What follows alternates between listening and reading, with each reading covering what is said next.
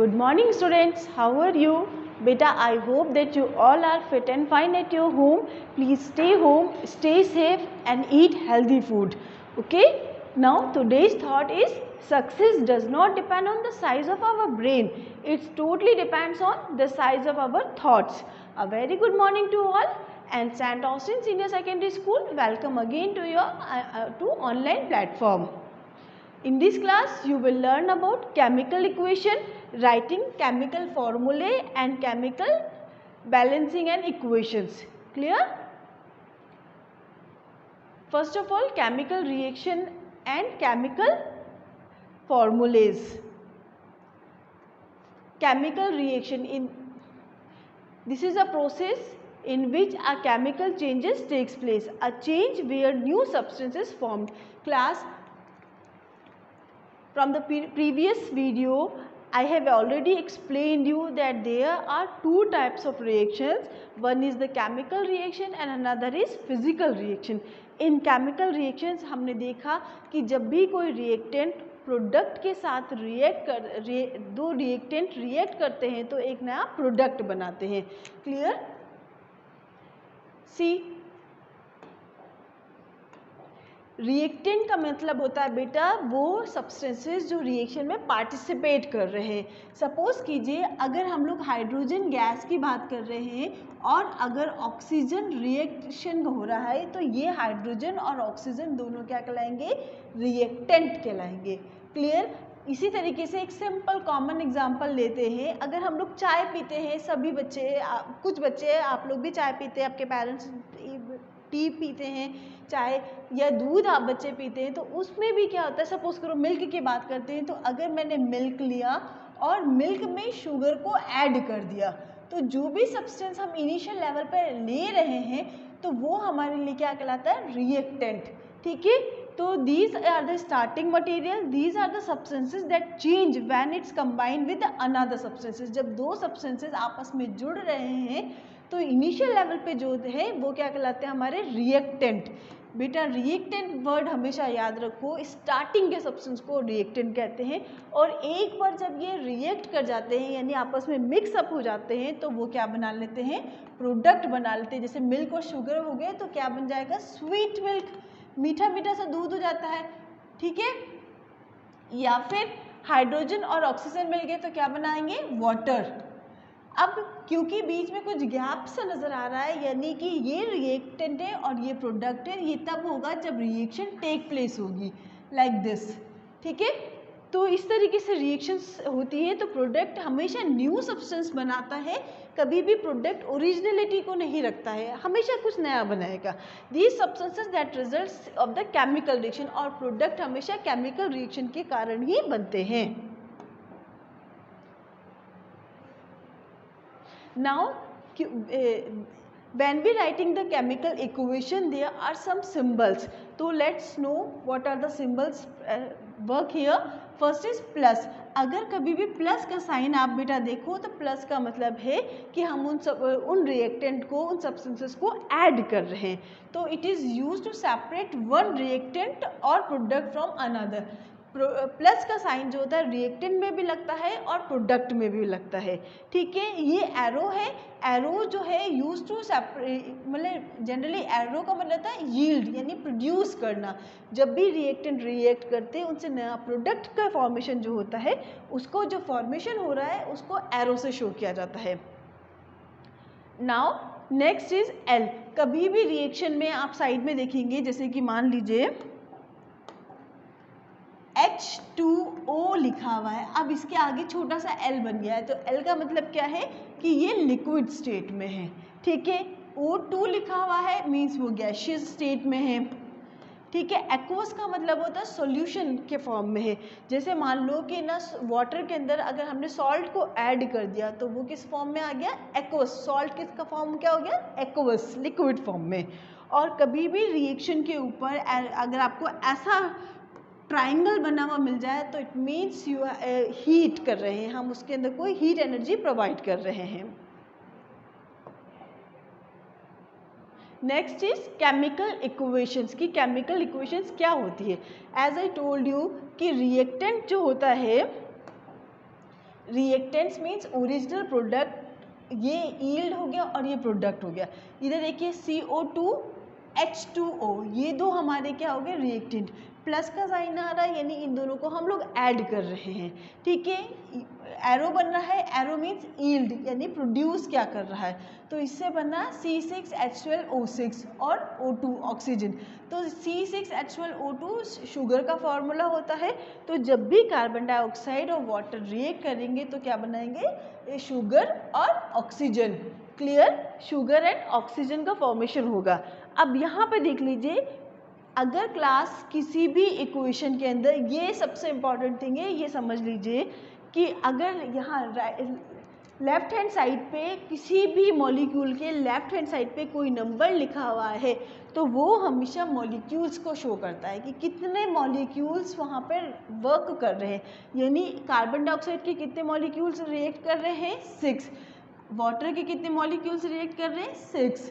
यहाँ पे देखो, ये जब 6 मॉलिक्यूल कार्बन डाइऑक्साइड के 6 मॉलिक्यूल वाटर के रिएक्ट कर रहे हैं तो एक मॉलिक्यूल बन रहा है शुगर का और 6 मॉलिक्यूल ऑक्सीजन के इवॉल्व हो रहे हैं, ठीक है।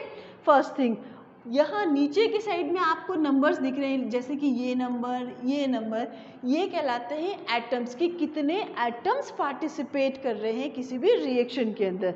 जैसे कि यहाँ पे ऑक्सीजन, कार्बन का 1 एटम, ऑक्सीजन के 2, यहाँ पे हाइड्रोजन के 2 एटम, ऑक्सीजन के 1 एटम। तो ये सब चीज़ें आपको मालूम होनी चाहिए। बाकी आप देखिए G लिखा है, G मीन्स गैशियस स्टेट में है, L लिखा है यानी लिक्विड स्टेट में है, ये सॉलिड स्टेट में है। तो इस तरीके से हर एक चीज़ हमको इक्वेशन लिखने पे क्लियर हो जाती है। तो GLS क्या बता रहा है, state of matter. Next is कि अगर हम लोग let's take some example, suppose कीजिए कि we have taken the sodium and water. बेटा सोडियम जो है एक ऐसा सब्सटेंस होता है, मेटल है लेकिन सॉफ्टेस्ट मेटल है, बहुत सॉफ्ट होता है कि इवन आपके नाखून से टूट सकता है वो। जनरली कोई भी मेटल ले लो वो बहुत हार्ड होते हैं, लेकिन सोडियम एक ऐसा मेटल होता है जो बहुत सॉफ्ट होता है और सॉफ्ट होने के साथ साथ वो रिएक्टिव बहुत ज़्यादा होता है। मीन्स उसको ओपन में खुले में नहीं रख सकते हैं, अगर उसको भी ज़रा सा एक ड्रॉप भी वाटर की पड़ जाए तो वो खुद बर्न, जलने लग जाता है, बर्न, यानी वो इतना रिएक्टिव होता है। इसीलिए उसको हमेशा केरोसिन के अंदर रखा जाता है। जब आप बड़े होंगे, लैब में आएंगे, तब आपको दिखाया जाएगा कि देखिए ये सोडियम है, कितना सॉफ्ट है, इसको नाइफ से, स्टिक से कट कर सकते हैं, लेकिन वो इतना रिएक्टिव होता है कि एक ड्रॉप भी वाटर के उसमें पड़ गई तो वो क्या होगा, बर्न होने लग जाएगा, आग लग जाती है, ठीक है।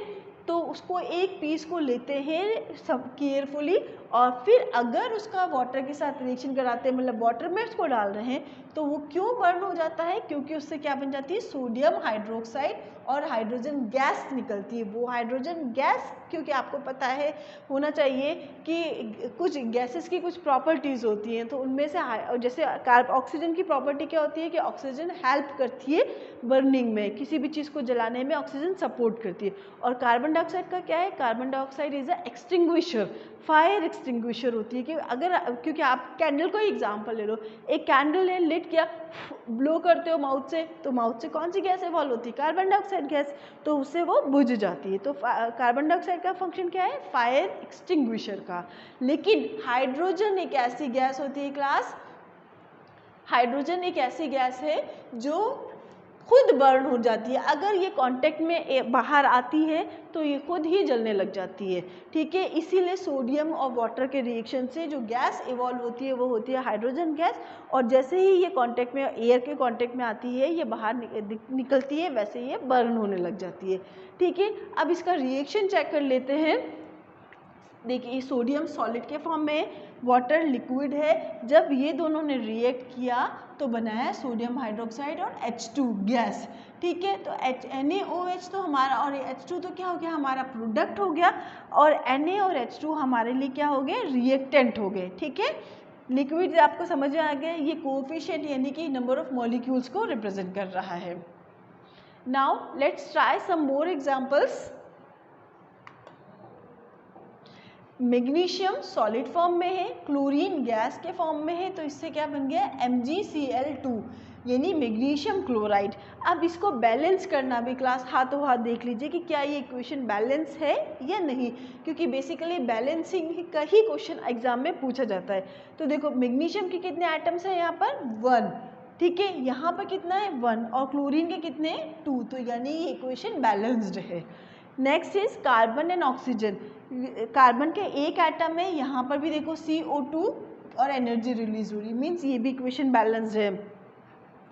फिर सोडियम और FeCl3, सोडियम ने ये देखो सोडियम क्लोरीन के साथ रिएक्ट कर रही है और बना लिया NaCl, बचा क्या है यहाँ पर फेरस बाहर आ गया।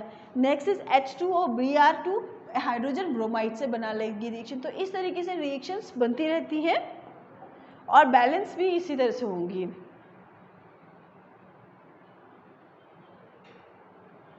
Now steps in balancing the chemical equations. सबसे पहले चेक करना पड़ता है कि एटम्स डायएटॉमिक है, मोनोएटॉमिक है कि ट्राई या टेट्राएटॉमिक है, ठीक है। तो आपको पता ही है कि अगर जनरली डायएटॉमिक ट्राइएटॉमिक से ही हम लोग रिएक्शंस को स्टार्ट करते हैं। H2O2 N2Cl2 ये सारे के सारे जो है डायएटॉमिक मॉलिक्यूल्स हैं। अब उसके बाद हम लोग फॉर्मूला चेक करेंगे कि क्या केमिकल फार्मूला करेक्ट है। ये सब चीज़ें हम जूम क्लास में देखते हुए आ रहे हैं कि केमिकल फार्मूला क्या है, NaCl CO2 ये सब चीज़ें क्या है केमिकल फार्मूलेज हैं, ठीक है। अब if we had two container, अगर मान लीजिए कि हमको जैसे यहाँ H2 और O2 दोनों गैस है लेकिन बन क्या रहा है लिक्विड, तो ये भी किस तरह से बैलेंस हो रहा है कि H2O2 इक्वेशन बैलेंस है कि नहीं वो देख लो। यहाँ पर 2 एटम है हाइड्रोजन के, यहाँ पर भी ऑक्सीजन के 2 हैं, लेकिन यहाँ पर कितने 1, तो हमने इसको बैलेंस करने के लिए 2 यहाँ लिखा और 2 2 जा 4 हो रहा है, इसको इससे मल्टीप्लाई करेंगे तो 2 2 जा 4, यहाँ पे कितना हो रहा है सिर्फ 2 है तो यहाँ भी 2 लगा दो, तो 2 2 जा 4 और यहाँ 2 ऑक्सीजन के, यहाँ भी 2, तो इक्वेशन अब बैलेंस हो जाएगी, ठीक है। रिएक्टेंट और प्रोडक्ट को किस तरीके से बैलेंस कर रहे हैं ये देख लीजिए। एलिमेंट है मान लीजिए हाइड्रोजन और ऑक्सीजन, तो जो जो एलिमेंट है उनको एक साथ लिख दो, जो जो रिएक्टेंट है उनको एक साथ लिख दो। तो H2 और प्रोडक्ट कितना बन रहा है वो लिख दीजिए, और H2O2 अब देखो यहाँ पे दोनों जगह पे प्रोडक्ट बराबर नहीं है तो इसको बैलेंस करना पड़ेगा। तो इसको बैलेंस करने के लिए यहाँ पर 2 हाइड्रोजन के ये है और यहाँ पर भी 2 लगा दो, तो अब ये 2 2 जा 4 2 1 जा 2, इस तरीके से इक्वेशन बैलेंस हो जाती है। नाइट्रोजन का भी सेम यही है। नाइट्रोजन हाइड्रोजन के दोनों एलिमेंट्स के नाम लिख दो, इनके रिएक्टेंट के नंबर लिख दो, प्रोडक्ट के नंबर लिख दो। देखो यहाँ पर दोनों जगह पे यहाँ 2 है, यहाँ पर 1 है, यहाँ 2 है, यहाँ 3, मीन्स वो बैलेंस नहीं हो रही है। तो अब बैलेंस कैसे करेंगे? बैलेंस करने के लिए ये देखिए नाइट्रोजन और हाइड्रोजन NH3 बन रहा है, तो यहाँ पर हमने 2 लगा दिया तो 2 नाइट्रोजन के हो गए, 2 नाइट्रोजन के हो गए, और यहाँ पर 2 3 जा 6 है, यानी हाइड्रोजन के 6 एटम्स काम में आ रहे हैं, तो यहाँ भी 3 लगा दिया तो 3 2 जा 6, तो इस तरीके से इक्वेशन बैलेंस हो जाती है। इसको आपको लिख के चेक करना पड़ेगा कि कैसे कितने कितने एटम्स काम में आ रहे हैं, ठीक है। इसी तरीके से ये कुछ इक्वेशंस दे रखी है जैसे कि C3H8O2 और इससे ये बन रहा है, तो आप पहले चेक कर लीजिए कि यहाँ पर कितना आ रहा है, ठीक है। जैसे कि कार्बन के यहाँ पर कितना है 1 और यहाँ पर कितना है 3, और ऑक्सीजन के यहाँ 3 है, 2 और 1 3, यहाँ पे कितने हैं 2 ही है, तो इसको बैलेंस करना पड़ेगा। सपोज कीजिए यहाँ पे मैं 2 लगा देती हूँ तो 2 3 जा 6, और यहाँ पर अगर मैं यहाँ पर 6 लगा देती हूँ तो ये हो गए 6 कार्बन के, 6 2 जा 12, 12 और 1 13, ठीक है।